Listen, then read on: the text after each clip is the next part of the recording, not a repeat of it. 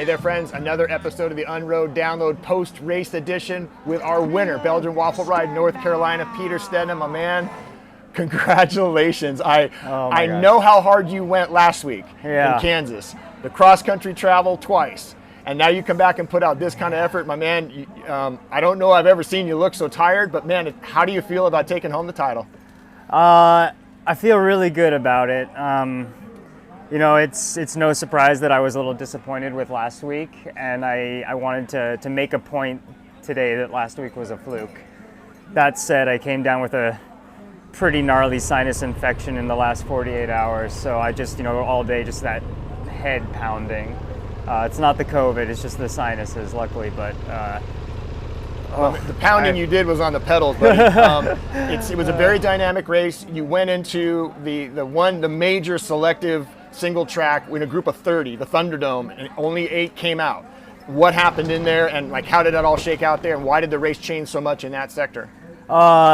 This course this might actually be the hardest BWR course, the most vert for sure. Yep. This is probably another 3,000 feet more than San Diego. Yep. So it was just climbing all day, and that Thunderdome section, I last minute just slapped the wheels on that came from Unbound. So I had my little corn cob cassette, and I was doing like 40 RPM up that thing, just trying not to unclip. But that's a course like that. It separates the cream of the crop pretty fast there. And we had a good group coming into the big double climb lap, at which point Paul really took the race by the horns, and Nathan was ripping the single track. So we were hooting and hollering on that, double time through Reed Ranch, ran through that barn with the drum line, and it's pretty wild, man.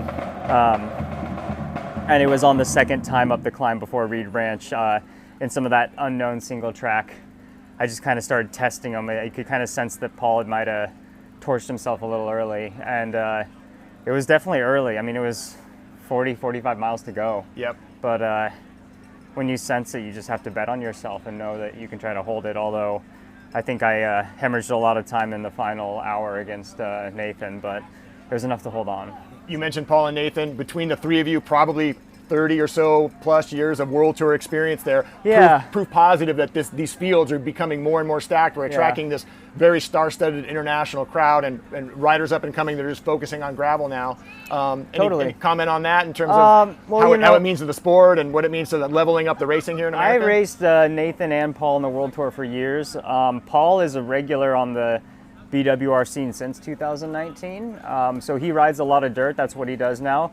And Nathan has made a full-time go of gravel, and he comes from mountain bike. So, we do have some of the fitness from our former road careers, but I mean, all three of us are guys who exclusively focus off-road, and we've always been that guy. So I still think it's, like people were saying last week, is we've created our own discipline. You can't just come from roadie fitness, although it definitely helps. But some of that spice we were hitting today, and airing jumps on these tires, it's another level of bike handling out there. That climb up Pinnacle, chunky, rutted out, some big water drops and things like that. That alone would just crush most people. Yeah. It crushed me. Michael looks to keep making these things harder and harder, so we have to take it up with him. Yeah, I got to talk to him. Like, where's the limit, Michael? You've been out on the road racing really hard, promoting your own events, stuff like that. Any downtime in your future? Is there going to be a week off or two? I bit off a lot this year, and I got my kiddos coming. I'm going to be a dad in the next month or two. Okay. And so I've kind of had this attitude of get it all in before I have to go on baby duty. But what I've just realized this month is that I am just going to be entering probably the most sleep-deprived point of my life already. Totally This is nothing screwed. compared to that, right? So I think I've shot myself in the foot there, but it's really nice to cap off a decent result before life gets a little unexpected. I do plan on doing Oregon Trail in 10 days from now, so I just got to rest up for that. And I might actually get Crusher in before the kiddos come, but it's kind of up in the air. So I'm going week by week right now, so it's nice to bring home a little celebration. A big celebration we're going to have here in a little bit, my man. Well done. Right Congratulations. Best of luck with the kiddos. We'll all be watching. Dad in waiting and Belgian Waffle Ride North Carolina champion, the most winning Belgian Waffle Ride racer in history, Peter Stetina. This is my fourth, yeah. Yep.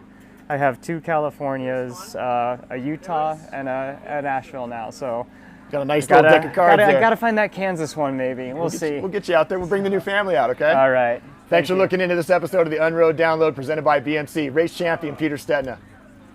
Well done, buddy. It was so fun watching you today, Thanks, man. So much fun. Thank you.